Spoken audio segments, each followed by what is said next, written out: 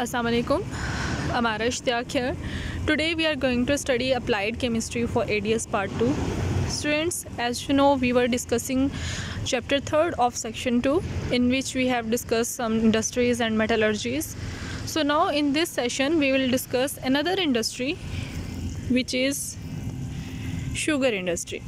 तो sugar industry क्या होती है? शुगर इंडस्ट्री में आप क्या करते हैं? शुगर को मैन्युफैक्चर करते हैं, बनाते हैं, ठीक है। तो शुगर क्या होती है? चीनी को कहते हैं हम। तो इस इंडस्ट्री में हम देखेंगे कि वो कौन सी चीज़ है जिससे चीनी को बनाया जाता है, वो कौन सा प्रोसेस है जिससे हम इसको बनाते हैं, फिर इसके क्रिस्टल्स की फॉर्म में कैसे लेके आते हैं। ये तमाम बातें आज के इस टॉपिक में हम डिस्कस करेंगे।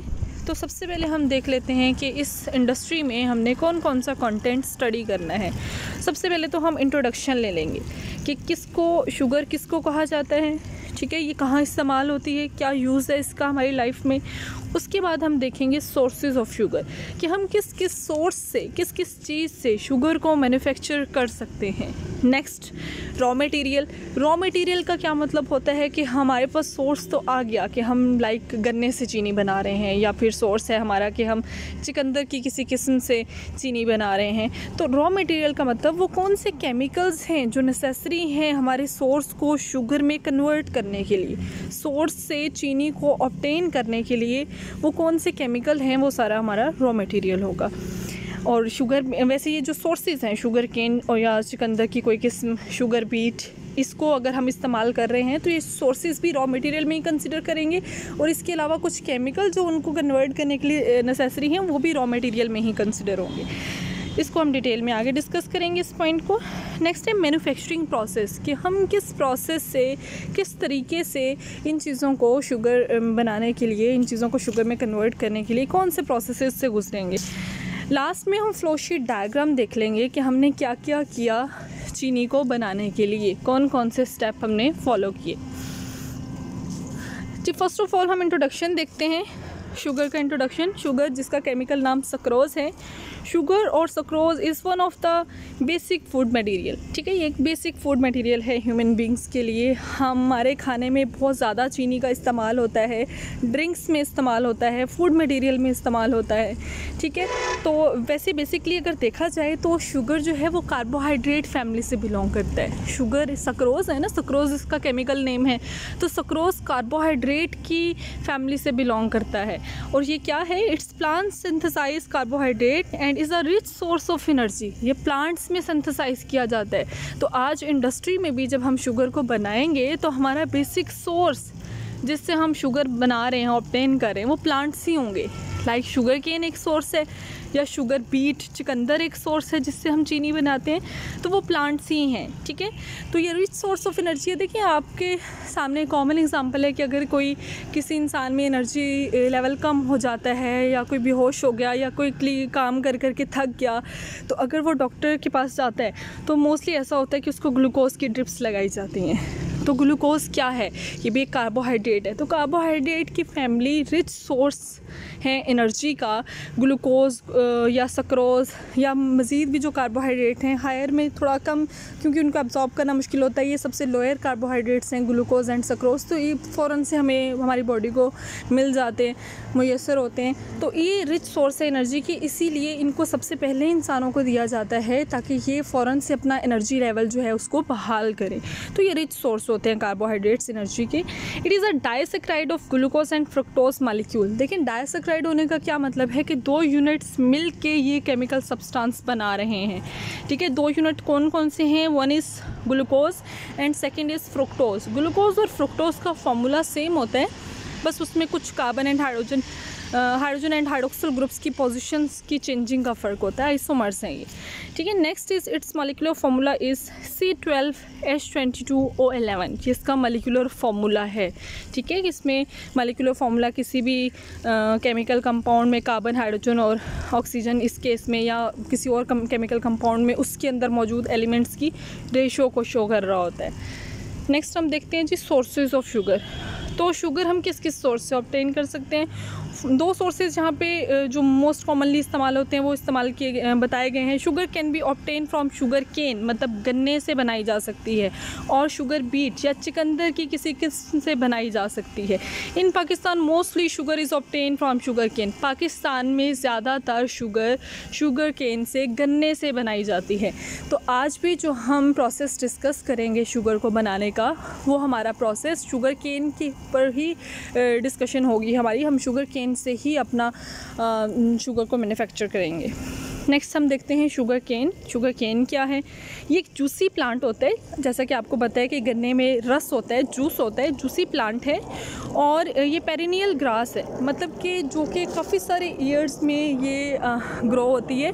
पेरिनियल प्लांट्स वो होते हैं जो जिनका एक सीज़न नहीं होता, बल्कि काफ़ी दफ़ा उनको ग्रो करवाया जा सकते हैं। वो ऐसा नहीं है कि किसी मखसूस टाइम पीरियड में या कम टाइम पीरियड तक ग्रो करते हैं, काफ़ी सारे सीज़न में ये हम इसको ऑब्टेन कर सकते हैं। एंड ग्रोन इन ट्रॉपिकल और सब ट्रॉपिकल रीजन। तो ये ट्रॉपिकल मतलब कि अर्थ के सेंटर वाले सेंट्रल रीजन्स में, या फिर उसके नॉर्थ एंड साउथ, अर्थ के इक्वेटर के नॉर्थ एंड साउथ साइड के ऊपर ये ग्रो होते हैं मोस्टली ये वाले प्लांट। तो कंपोजिशन क्या है शुगर केन की? It contain 70 to 75% water. Sugar cane में 70 to 75% वाटर कंटेंट होता है, जैसा कि आपको पता है कि इसमें, और 10% इनमें सक्रोज़ मौजूद होता है। 10 to 15%। सक्रोज़ का मतलब शुगर कंटेंट, चीनी का जो केमिकल फार्मूला है सक्रोज़, ठीक है। सक्रोज़ 10 to 15% है। जैसे कि आपको पता है कि गन्ने का रस जो होता है वो मीठा होता है, तो वो जो रस है, जूस है, वो क्या है? वाटर है, ठीक है। और वो मीठा क्यों है? क्योंकि उसमें चीनी मौजूद है, सक्रोज़ मौजूद है। 10 to 15% सक्रोज़ मौजूद होती है। तो ये केमिकल कंपोजिशन है शुगर केन की। नेक्स्ट हम देखते हैं शुगर बीट, जो कि चिकंदर को बोलते हैं। It is a tuberous fruit, मतलब कि ये एक जड़ होती है, ज़मीन के अंदर की जड़ को हम ये कह रहे होते हैं शुगर बीट, और इसके ऊपर इसके फिर पत्ते लगे हुए होते हैं। तो ये एक ट्यूबरस रूट है विच स्टोर्ड फूड, ठीक है, जो कि फूड को स्टोर करती है, ठीक है, विच store food. It has high sugar content. इसमें भी शुगर का कंटेंट ज़्यादा है, सक्रोज़ काफ़ी मिकदार में पाया जाता है, तभी हम इससे शुगर को मैन्युफैक्चर करते हैं। तो कंपोजिशन अगर देखें तो इट कंटेन 15 to 20% सक्रोज़। इसमें 15 से 20% सक्रोज़ होती है। बाकी कुछ इसमें फाइबर्स भी होंगे, बाकी चीज़ें भी होंगी, लेकिन 15 to 20% इसमें सक्रोज़ होगा। तो रॉ मटेरियल की बात कर लेते हैं हम। जैसा कि आपको पता है कि हम शुगर इंडस्ट्री डिस्कस कर रहे हैं, तो हमने देखना है कि हमारे पास कौन कौन से रॉ मटेरियल्स हैं जो नेसेसरी हैं शुगर को बनाने के लिए। तो first of all sources raw material में ही कंसिडर होंगे। कौन कौन से सोर्सेज आपने डिस्कस किए हैं? गन्ना एंड चिकंदर, ठीक है, sugar cane and sugar beet. और केमिकल्स जो हम इस्तेमाल करेंगे इस प्रोसेस में वो है लाइम, कैल्शियम ऑक्साइड को हम लाइम कहते हैं, carbon dioxide, sulphur dioxide, organic acid, कोई भी ऑर्गेनिक एसिड लेंगे हम यहाँ पे इस्तेमाल करेंगे। ऑर्गेनिक एसिड ऐसा एसिड होता है जिसमें कार्बन एंड हाइड्रोजन मौजूद होती हैं, ये तो आपको पता होगा। लाइक एसिडिक एसिड में कार्बन और हाइड्रोजन मौजूद है, ऑक्सैलिक एसिड में कार्बन एंड हाइड्रोजन मौजूद है। तो ये कुछ ऑर्गेनिक एसिड है। Inorganic salt, NaCl for example, ये इनऑर्गेनिक साल्ट है। और इसके अलावा एड्सॉर्बेंट, हम कुछ एड्सॉर्बेंट इस्तेमाल करेंगे क्योंकि हमने आगे जाके कुछ वाटर कंटेंट कम करना है, तो उसको एड्सॉर्बेंट की मदद से कम करेंगे, या कुछ भी उसका यूज़ आगे 2-3 जगह पे इस्तेमाल होगा। तो वो हम जब डिटेल्ड मैन्युफैक्चरिंग प्रोसेस डिस्कस करेंगे तो देखेंगे कि इन रॉ मटेरियल्स को हमने कहाँ कहाँ और कैसे इस्तेमाल करना है। तो देखिए मैन्युफैक्चरिंग प्रोसेस डिस्कस करते हैं शुगर मैन्युफैक्चरिंग को। और हम जैसा कि स्टार्ट में हमने बात की थी कि हम आज के प्रोसेस में शुगर केन के ज़रिए से शुगर बनाना सीखेंगे। तो देखिए it consist of following steps. सबसे पहला स्टेप है वॉशिंग। हम शुगर केन को जो ऑब्टेन करेंगे गन्ने को, उसका सबसे पहला स्टेप जो उसके साथ परफॉर्म किया जाएगा वो होगा वॉशिंग, ठीक है। Then cutting and shredding, extraction of juice, clarification of juice या फिर प्योरिफिकेशन भी कह सकते हैं हम इसको, कंसंट्रेशन ऑफ जूस, फिर क्रिस्टलाइजेशन कंसंट्रेशन के बाद, refining of sugar, drying and packaging. इन तमाम स्टेप को 1 by 1 हम इन डिटेल स्टडी करते हैं आगे कि हमने इन स्टेप में कैसे कैसे वॉशिंग करनी है या बाकी स्टेप्स किस तरह से परफॉर्म करने हैं। तो फर्स्ट ऑफ ऑल वॉशिंग। जब आप गन्ना लेंगे, गन्ना खेतों से कटिंग के बाद जाएगा इंडस्ट्री में, क्यों जाएगा, हमने उससे शुगर बनानी है, ठीक है। तो पहला स्टेप क्या होगा, sugar cane is cleaned by flooding with warm water, ढेर सारा वार्म वाटर उसके ऊपर गिराया जाएगा और गर्म पानी से उनको वॉश किया जाएगा, सो दैट खेतों से आए हैं उन पे जो लीव्स लगे हुए हैं, पत्ते लगे हुए हैं, डस्ट पार्टिकल्स लगे हुए हैं, इम्प्योरिटीज़ हैं, वो सारी धुल के रिमूव हो जाएं, क्योंकि हमने चीनी बनानी है, हमें उन चीज़ों की ज़रूरत नहीं है, डस्ट नहीं होनी चाहिए। पर्पस क्या है, to remove rocks, trash, dust and leaves, ये तमाम चीज़ें उसके ऊपर से रिमूव कर दें, सो दैट हम उसको बिल्कुल क्लीन करके इस्तेमाल करें शुगर मैन्युफैक्चरिंग में। नेक्स्ट देखते हैं कटिंग एंड श्रेडिंग। कटिंग का क्या मतलब है, हम गन्ने को कट करेंगे into small pieces, sugar cane cut into small pieces with the help of cutters and knifes. हम कटर्स और नाइफ्स को इस्तेमाल करके, छुरी चाकू को इस्तेमाल करके, कटर्स से एक स्पेशलाइज्ड कोई मशीन में कटर्स लगे हुए हैं, वो कटर इस्तेमाल करेंगे और कटर्स की मदद से हम क्या करेंगे, शुगर केन के छोटे छोटे टुकड़े कर देंगे, ठीक है। श्रेडिंग में क्या करते हैं, shredder cut the cane into finest particle. Shredder अब जो छोटे छोटे टुकड़े आपने कटिंग में किए हैं गन्ने के, उन गन्ने के टुकड़ों को भी फाइन पार्टिकल में कट कर देगा, श्रेड कर देगा, बिल्कुल फाइन पार्टिकल में, लेकिन उसमें से जूस नहीं निकलेगा। वो इस तरह से उनकी श्रेडिंग परफॉर्म की जाएगी कि वो जूस नहीं निकाला जाएगा, उनको प्रेस नहीं किया जाएगा, सिर्फ कट किया जाएगा, ठीक है। छोटे छोटे पार्टिकल्स में कट होंगे बट उनमें से जूस नहीं निकलेगा अभी, ठीक है। फाइनेस्ट पार्टिकल में this cut can into chips या स्लाइस, छोटे छोटे चिप्स या स्लाइस में कट कर देंगे विदाउट एक्सट्रैक्टिंग जूस, ठीक है। ये चीज़ आपने इस पे गौर करना है कि आपने जूस एक्सट्रैक्ट नहीं होने देना है, सिर्फ उसके फाइन फाइन पार्टिकल में उसकी कटिंग करनी है। तो नेक्स्ट देखते हैं हम एक्सट्रैक्शन ऑफ जूस। अभी श्रेडिंग के बाद जो आपके पास छोटे छोटे पार्टिकल्स में गन्ना आ गया है, गन्ने के छोटे छोटे पार्टिकल्स आपने बना लिए हैं, अब आप उसमें से जूस निकालेंगे, ठीक है। Freshly cutting and shredded cane is freshly cut and shredded cane is transported towards a series of roller mills to extract juice. इसको काफ़ी सारे रोलर्स में से पास करवाया जाएगा, उन कट हुए हुए पार्टिकल्स को रोल प्रेस में से गुजारा जाएगा, वहाँ पे प्रेसिंग के ज़रिए से उसमें से हम जूस को एक्सट्रैक्ट कर लेंगे, ठीक है। रोल प्रेस में से जब ये सारे पार्टिकल घुसेंगे ना, तो उसमें से सारा जूस जो है वो निकल के हमारे पास कलेक्ट हो जाएगा। Hot water is separate to facilitate extraction को फैसिलिटेट करने के लिए, मज़ीद बेहतर बनाने के लिए, उसको मज़ीद अच्छे तरीके से एक्सट्रैक्शन करवाने के लिए हम गर्म पानी भी उसमें डालेंगे। एक्सट्रैक्शन ऑफ जूस के बाद हमारे पास कैसी सूरत हाल होगी, दो चीज़ें ऑब्टेन होंगी हमें, वैसो एंड बगास। देखिए, the extracted juice is called vaso, it contain 95% और मोर सक्रोज। जो हमने जूस निकाला है, एक्सट्रैक्टेड जूस है, उस जूस में 95% तकरीबन सक्रोज है और हमने जूस सारे का सारा एक्सट्रैक्ट कर लिया है। पर्पस क्या है, sucrose is obtain from this juice, हम इस जूस से सक्रोज लेंगे, इसलिए हमने ये जूस निकाल के रखा है। हमने गन्ने का जूस क्यों एक्सट्रैक्ट किया, उसका पर्पस क्या था, उसका पर्पस ये है कि हमने उसमें से सक्रोज को ऑब्टेन करना है।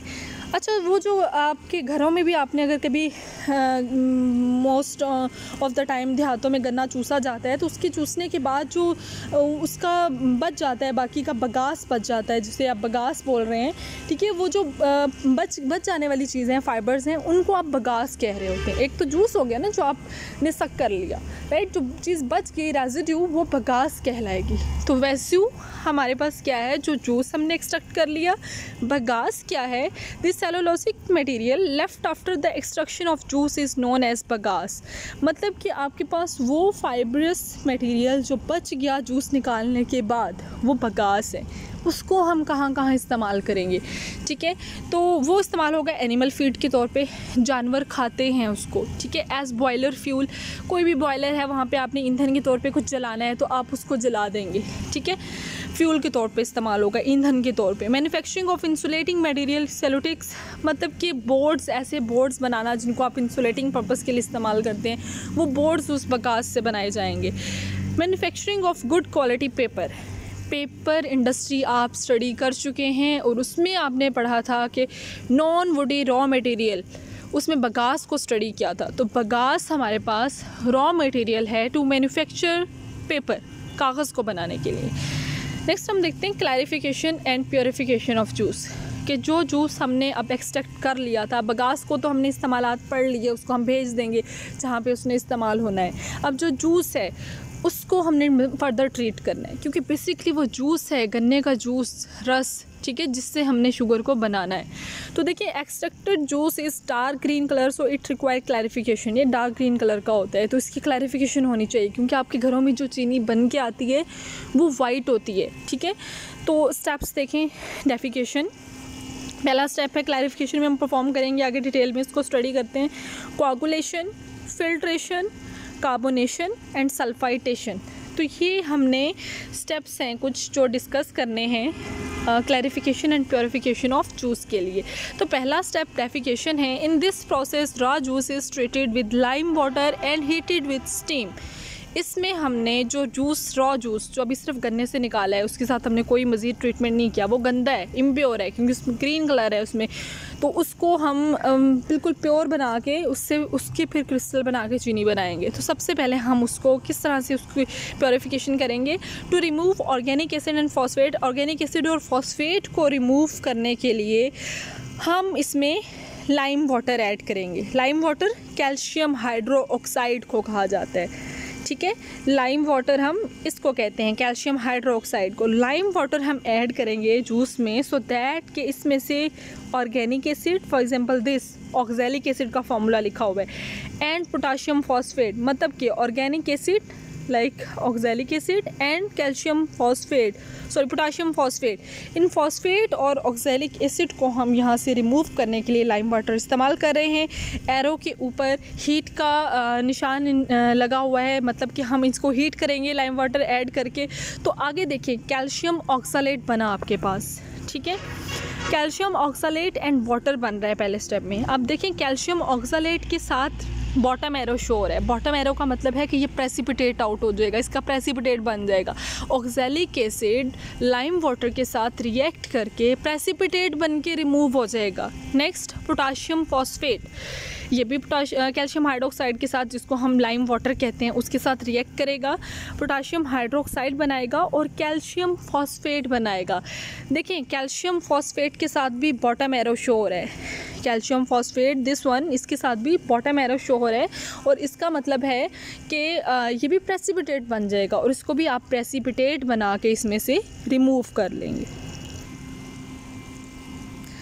नेक्स्ट स्टेप है हमारे पास clarification and purification of juice, ठीक है। तो ये क्लैरिफिकेशन और प्योरिफिकेशन ऑफ जूस के ही नेक्स्ट स्टेप हम डिस्कस कर रहे हैं। पहले हमने इसके स्टेप डिस्कस किए डेफिकेशन, अब इसका 20 स्टेप डिस्कस करते हैं, विच इज़ कोआगुलेशन। तो कोआगुलेशन क्या होता है?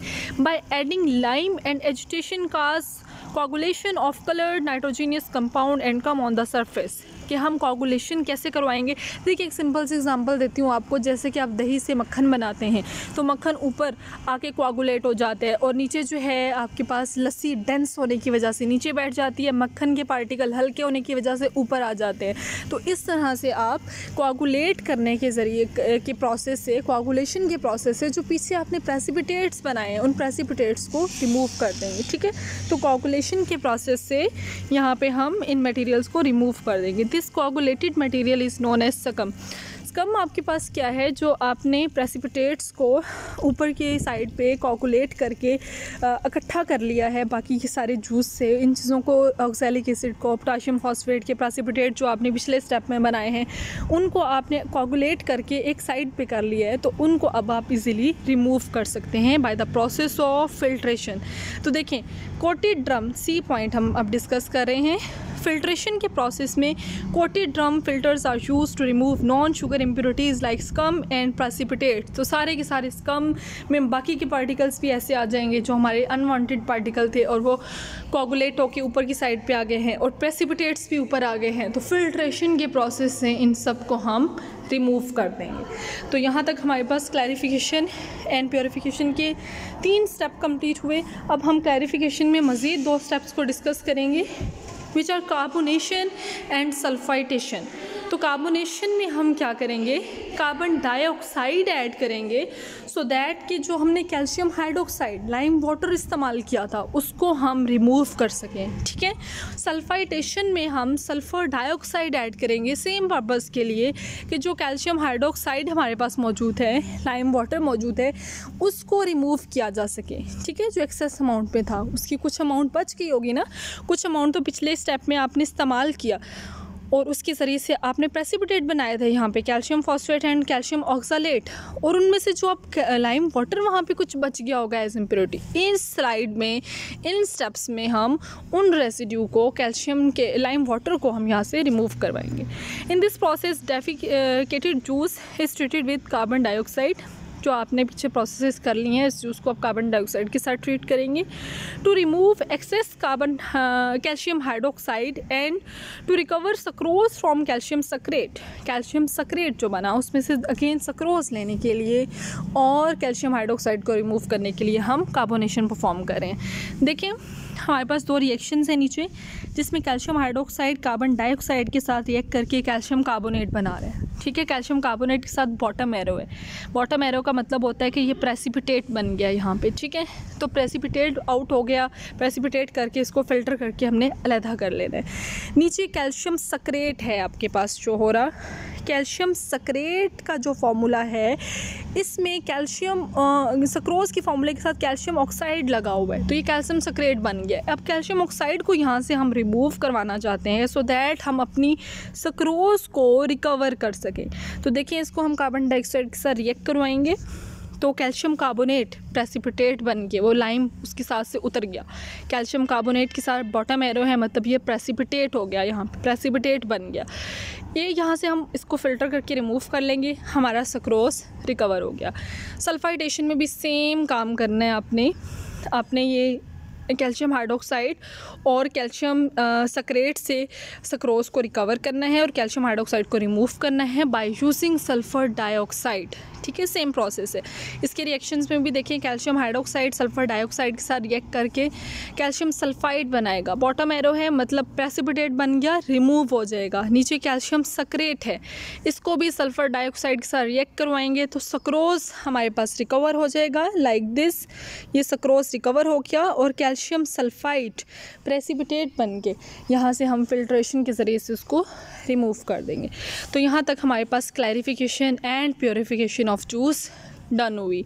हमने गन्ने के जूस को, शुगर केन के रस को, जूस को हमने प्योरीफाई भी कर लिया है, क्लियर सोल्यूशन बना लिया है। अब इस सोल्यूशन को, इस जूस को जो कि हमारे पास बिल्कुल प्योर हो चुका हुआ है, सारी इम्प्योरिटीज़ इसमें से निकल चुकी हुई हैं, इसको हमने सिर्फ कंसनट्रेट करके क्रिस्टलाइज करना है, क्रिस्टल बना लेनी है शुगर के, फिर उसको अगेन रिफ़ाइन करना है। रिफ़ाइनिंग ऑफ शुगर होगी, फिर पैकेजिंग एंड ड्राइंग के प्रोसेसेस को हम डिस्कस करेंगे। इंशाल्लाह ये तमाम बातें हम अपने नेक्स्ट लेक्चर में डिस्कस करेंगे। अल्लाह हाफिज़।